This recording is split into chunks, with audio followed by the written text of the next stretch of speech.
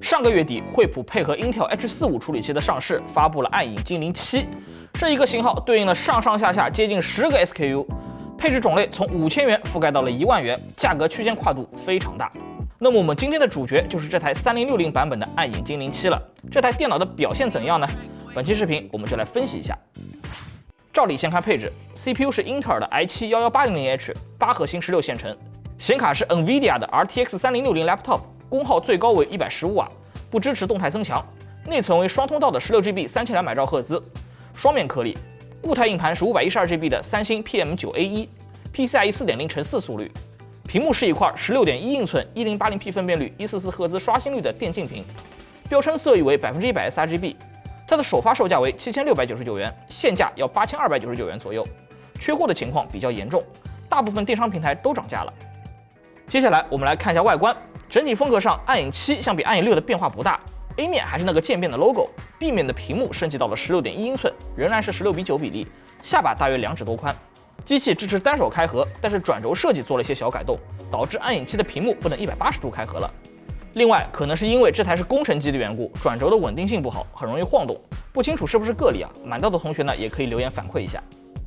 C 面的触控板进行了升级，面积比之前大了一些，手感上有进步。不过呢，键盘的布局依旧不符合国情啊。方向键做了下移，但依旧是半高大小，电源键的位置也比较容易误触。地面是方方正正的进风格栅，隐约可以看到风扇和热管，上下有2条长脚垫，和上一代没啥变化。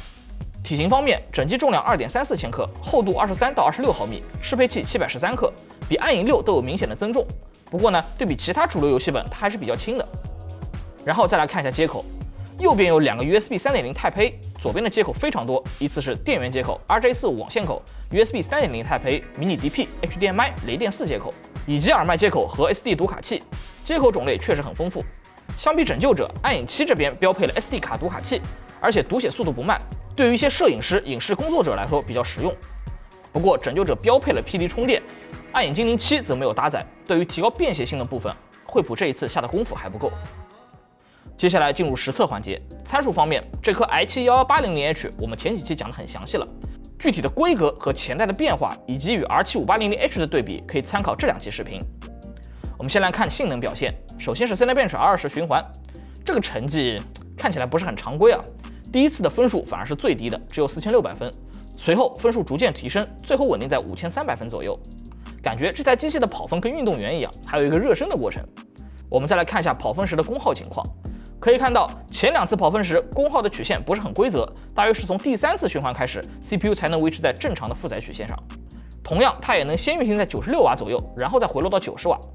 惠普的 P-L1 动态值设定的更加激进，因此呢，在后面的轮次成绩甚至比 Y 曲线 P 更高。那除了激进的功耗设定以外，暗影精灵7还集成了 CPU 降压功能，它可以通过降低 CPU 电压，进而减少功耗，让温度更低，噪音更小。在 OMA Gaming Hub 中，从降电压的选项进入到功能页，点击这一项后，系统会重启，并自动帮你计算可以降压的幅度，过程大概15分钟的样子。完成后，这里就多出一项降压的预设了。软件还可以把降压预设保留下来，方便调整下一次作为参考。更进一步，你也可以通过自定义模式来调节降压幅度，反复调整并通过测试，这样可以获得一个更加激进的结果。如果降压降得太低，电脑就会在高负载时变得不稳定，出现蓝屏、死机、重启等现象。那这个时候就需要稍微减少降压幅度，保证系统在稳定的电压条件下运行了。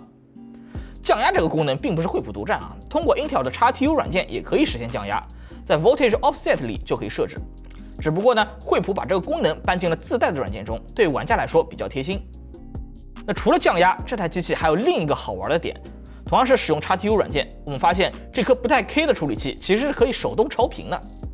i7-11800H 的全核频率可以从 4.2 赫兹拉高到 4.6 赫兹，刚好4个倍频，跟3770搭配 P67 那个年代的4倍频福利是类似的。当然了，是否能达到这么高的频率，散热压不压得住，电压够不够，会不会蓝屏，那这一点跟你的 CPU 体质是强相关的，不一定每台机器都能做到。所以说 OEM 厂商通常会在 BIOS 里不开放这个选项，在 XTU 里也无法调节，而惠普这个方面比较开放。内存方面，暗影7的内存工作在 SAGV 模式，也就是动态调节内存频率和分频的模式，无法固定在 Gear 1或者 Gear 2的模式上。SAGV 我们在上期视频里有进行过科普，这里就不再啰嗦了。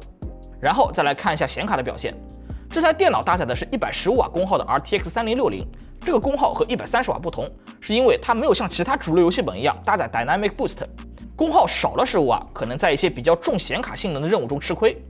反过来说也许是惠普工程师早就知道英特尔 CPU 功耗较高，即便有动态功耗增强 ，CPU 也会把功耗吃完，那显卡根本增强不了，所以说也不会对游戏表现有太大影响了。那具体表现如何呢？我们实测一下就知道了。在理论跑分中可以看出，与带有动态功耗增强的130瓦3060相比，暗影精灵7的这张3060因为少了15瓦功耗，因此图形分有小幅落后。接下来是游戏测试，在测试的7款3A大作中，同样配置的 Y9000P 在其中的5款里帧数更高，而古墓丽影：暗影和刺客信条：英灵殿暗影7的表现反而比 Y9000P 高了一点。那不过综合来看这一堆单机游戏2台机器的差距其实不是很大。动态功耗增强在部分游戏中确实有效，但是大部分情况下，因为 CPU 也需要不小的功耗作为支撑，能借到的功耗有限，所以说115瓦和130瓦功耗的3060在实际游戏中的帧数差距并不大。网游这边也是一样的，暗影精灵7的 DOTA 2跑到了202帧 ，CSGO 跑到了564帧，差距在3%以内。对于网游来说，3060这个级别的显卡在1080p 分辨率下已经不怎么构成瓶颈了，在游戏时连115瓦都跑不到，再给15瓦的功耗也不会有多大区别。然后来看一下生产力环节的测试，在 Adobe 三件套中，暗影7和同配置的 Y9000P 也相差不大 ，PR 项目甚至还有一定的优势视频成片导出，两者花费的时间也几乎相同。在反映工业软件性能的 SpecView 2020中，由于这些测试比较看重显卡性能，这个时候显卡的功耗劣势就凸显出来了。暗影7的表现要比搭载130瓦3060的 Y9000P 低一些。总结一下，暗影精灵7的性能表现不错。游戏方面，因为有独显直连的设计，网游的帧数很高，单机游戏的帧数表现也能满足1080p 60帧全开特效畅玩。生产力的表现也不错，基本上能够发挥这个配置的全部性能。但是这台机器没有动态功耗增强，虽然 CPU 的发挥不受影响，那游戏的表现区别也很小，但是在一些偏向图形性能的任务中，成绩仍有一定的差距。测试完性能，再来看一下暗影精灵7的散热表现。室温25摄氏度，关闭平时用不到的 AVX512，单烤 FPU。CPU 温度维持在96度，功耗82瓦，频率 4.0G 赫兹。从功耗曲线可以看出，烤机时 CPU 的功耗也是先冲上95瓦，之后掉到了58瓦，然后逐渐回升到82瓦左右，和 R20的循环测试结果类似。单烤显卡 RTX 3060的温度维持在72.5度，功耗在115瓦附近波动，频率1837兆赫兹。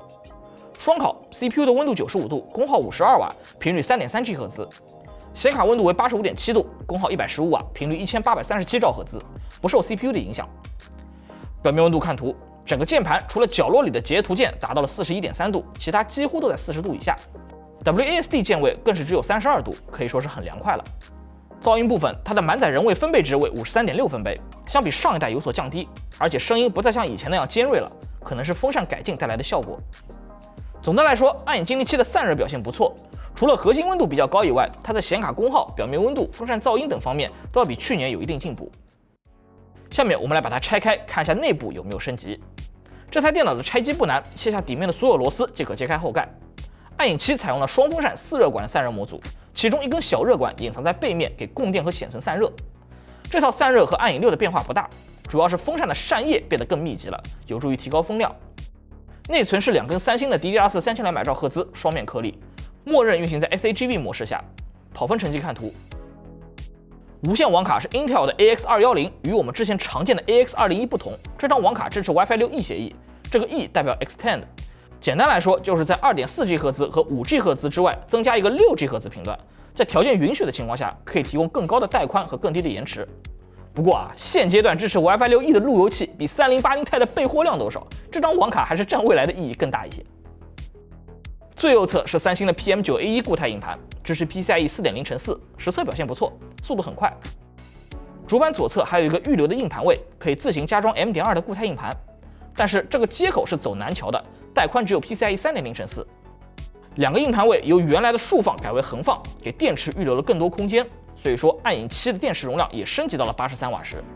实测 PC Mark 10的现代办公续航成绩为6小时 ，PC Mark 8的续航测试成绩为4小时45分钟。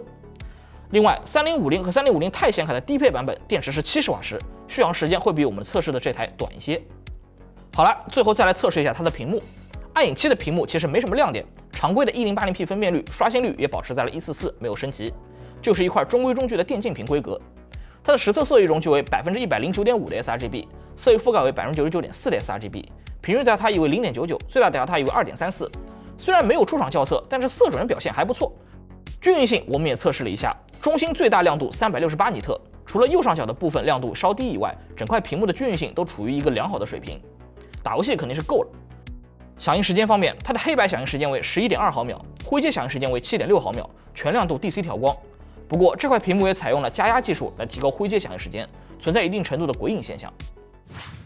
好了，看完了视频的全部内容，相信你对这台电脑有了一定的了解。我们照例总结了3条优缺点供大家参考。先说优点。第一，高负载下表面温度较低。这台电脑在双烤时，大部分按键都在40度以下，而且高温面积也比较小，表现比同定位、同尺寸的笔电更好。第二 ，CPU 性能释放较好，且开放 CPU 超频。暗影精灵7通过自带软件可以进行 CPU 降压，可以达到降低功耗、降低发热的目的。而且呢，它支持 XTU 手动调节倍频 ，i7-1180H 在这台机器上可以享受4倍频的福利。那对于在乎性能、乐于动手的玩家来说，这台机器的可玩性的确很高。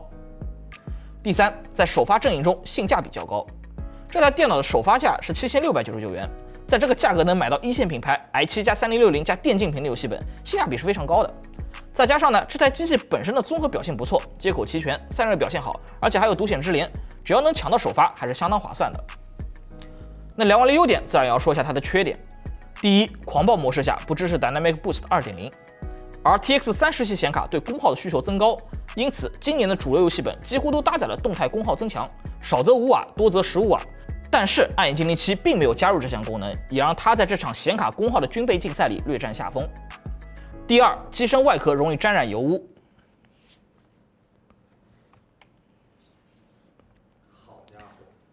这台机器的外壳质感虽然不错，但是非常容易沾染指纹。你看我的手已经不算油手了，就这么轻轻一摸，就有一道明显的印子，我还很难把它擦掉。没用多久，机器就会显得很旧，让人觉得非常不爽。第三，电源键位置诡异，且方向键仅有半高。这个问题我们在去年的暗影6的视频里就反复提到了。